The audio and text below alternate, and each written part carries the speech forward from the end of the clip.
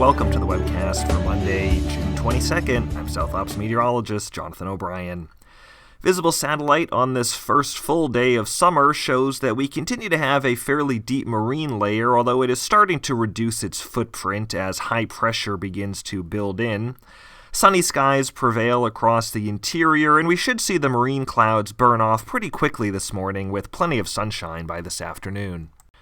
We continue to enjoy good humidity recoveries in most of the region. A look at the maximum RH values since midnight last night shows most areas outside of the desert saw recoveries well above 30%.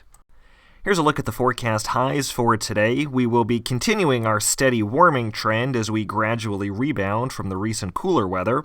We'll see highs get back near to maybe a tick above average today with mid-80s to mid-90s in the valleys. A look at the upper air maps for this week shows strong high pressure building into the desert southwest over the next few days, and that is going to bring a continued warm-up to the region. However, it will not be a long-lasting high pressure pattern, as by late this week the high will weaken and become replaced by an unseasonably deep Pacific troughing pattern that looks to set up late this week and likely linger over the west at least into early next week. So we will be on a bit of a roller coaster over the next 7 days. In the shorter term, the main story will be the building heat, with temperatures continuing to warm through Wednesday. Here are Wednesday's forecast highs. We'll see upper 70s and 80s across the lower mountains, 90s to low hundreds in the valleys, 100 to 108 in the high desert, and 105 to 115 in the low desert, all several degrees above normal for this time of year. Minimum humidity will be mainly between 12 and 25% above and inland from the marine layer influence through Thursday. And while the marine layer will continue to decrease in coverage, it will still provide significant relief near the coastal areas. Winds will be on the light side over the next few days, with local and terrain effects dominating. Mainly dry weather is expected this week, but we do have a weak monsoonal wave that will push through from Tuesday evening through Thursday morning. Again, it is a weak disturbance, and it'll be fighting against the stability produced by the strong area of high pressure. Nonetheless, a few isolated showers and thunderstorms may occur across Southern California Tuesday evening through Thursday morning, mainly along and southeast of the I-15 corridor. Very little, if any, lightning is expected with this activity, but any storms that do occur would tend to be fast-moving and on the drier side, so it is at least worth keeping an eye on in the event that storm coverage increases.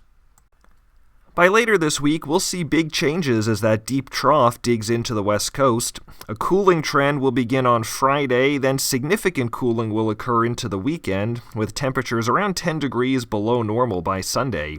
Valley highs will fall all the way down into the upper 70s and 80s, quite chilly for this time of year. Minimum humidity will increase to mainly between 15 and 30% above and inland from the marine layer influence Friday through the weekend, with that marine influence becoming significantly deeper. The troughing pattern will also bring a substantial increase in winds. Southwest to northwest winds of 20 to 30 miles per hour with gusts to 50 miles per hour will surface across the mountain ridges and through the desert passes Thursday afternoon through the weekend.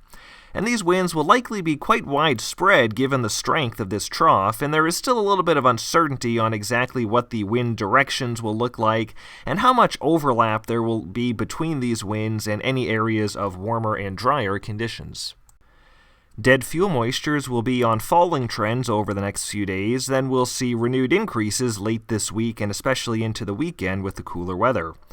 Overall, dead fuel moistures have been averaging really close to normal for quite some time now, with normal day-to-day fluctuations, but generally not straying too far from the seasonal average. We continue to see gradual declines in live fuel moisture as well, still above critical levels in most areas, but many low to mid-elevation live fuels are starting to become more receptive fire carriers. So turning to fire potential, today's potential remains somewhat reduced in the wake of recent cooler weather, but potential will be on the rise overall the next few days. The warm and dry conditions will bring a daily risk for a new large fire through most of this week, with no critical fire weather expected, but still the potential for significant runs on well-aligned starts during the afternoons and evenings. Steady light to moderate initial attack activity will continue. Fire potential should tend to decrease overall from Friday through the weekend due to the cooling temperatures, though more localized areas of elevated fire weather may present themselves due to the increased winds. That's it for today's webcast. Thanks for joining us. The next one will be on Tuesday, June 23rd.